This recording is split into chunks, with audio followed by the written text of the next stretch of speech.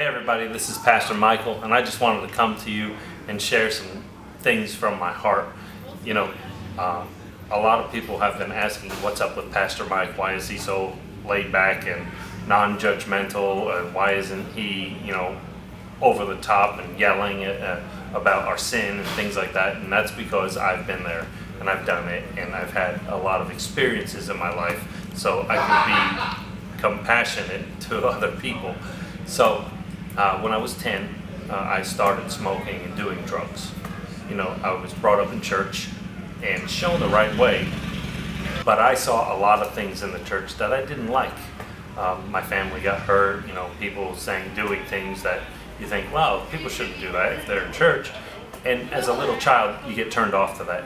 So by the time I was 10, I started getting hooked on drugs, alcohol, running around, and by 12, 13, I was in a lot of trouble. By 14, I had already been locked up multiple times.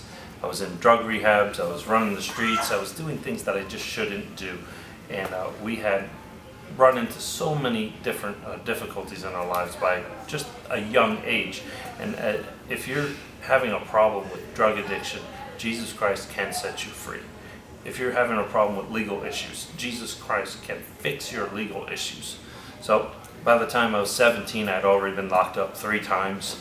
I was mandated by the courts to different drug and alcohol rehabs, and my life was horrible. I had this giant hole in my heart, I tried to fill it with everything. I tried to fill it with women. I tried to fill it with selling drugs, with money. I tried to fill it with robbing people. I tried to fill it with everything, and I couldn't find peace. I had no peace in my heart. So by the time I was 17, I got locked up again. I had a sentence for 3 to 5 years, and thank God he rescued me, and he sent me to a Christian drug and alcohol rehab center. And I thought this is just another stint that I got to do, and then I'll get out and I'll get back on my drugs and all that stuff. But something in the inside of me said, maybe I should pray. And I prayed and I said, Lord God, I know you're real. I think you're real somewhere out there. But if you don't become real in my life, then I don't want anything to do with you. If I can't touch you, if I can't hear your voice in my ear, if we can't talk, if I can't feel you, if you can't feel me, then I don't want anything to do with you. I'm a real person and I need something that's real. And 2 weeks later, Jesus Christ walked into my bedroom and stood over top of me. I fell down on the floor, and 20 minutes later, this kid with a broken heart, this angry kid who used to beat people up, this angry kid that used to steal, rob everything, this angry kid that used to do the most horrible things to women.